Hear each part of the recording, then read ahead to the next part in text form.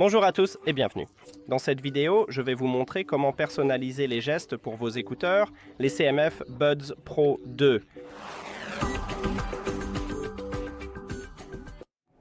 Vous devez commencer par ouvrir l'application Nothing X et si vous avez ajouté vos écouteurs à l'application, vous verrez le même menu que moi. Maintenant, faites défiler vers le bas, trouvez la section commande et appuyez dessus, puis travaillons dessus. Alors, commençons par l'écouteur gauche. Par défaut, pour le double tapotement, cela permet de passer à la piste suivante et vous pouvez appuyer dessus et choisir autre chose, mais je pense que je vais laisser cette option pour l'écouteur gauche. Pour le triple tapotement, cela permet de revenir à la piste précédente et j'aime aussi cette option, mais vous pouvez en choisir une autre.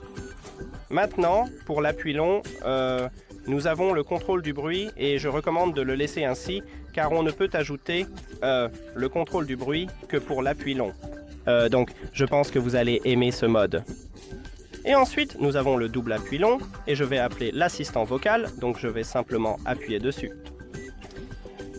Mais on peut aussi ajouter la diminution du volume et je pense que c'est la meilleure option parce qu'on ne peut pas ajouter le contrôle du volume à un autre geste. Donc je vais choisir la diminution du volume.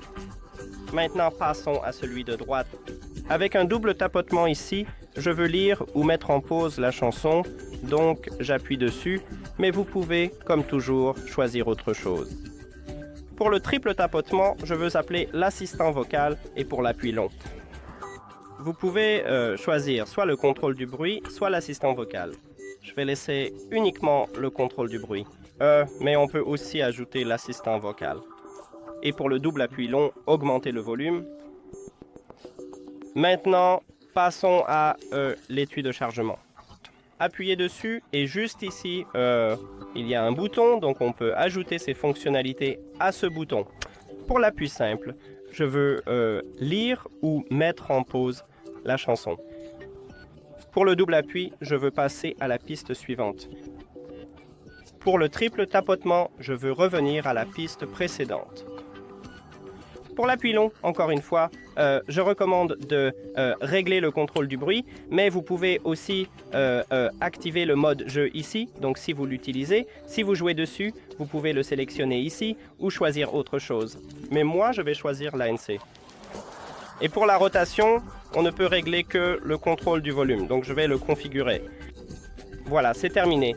Mais si ce que vous avez fait ne vous plaît pas, vous pouvez revenir aux paramètres d'usine. Il suffit de cliquer sur réinitialiser en haut à droite.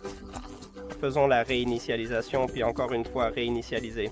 Et comme vous pouvez le voir, ici, nous avons tout par défaut. Et voilà. Merci d'avoir regardé cette vidéo. Si vous l'avez trouvée utile, pensez à vous abonner à la chaîne et à laisser un like sur la vidéo. À bientôt.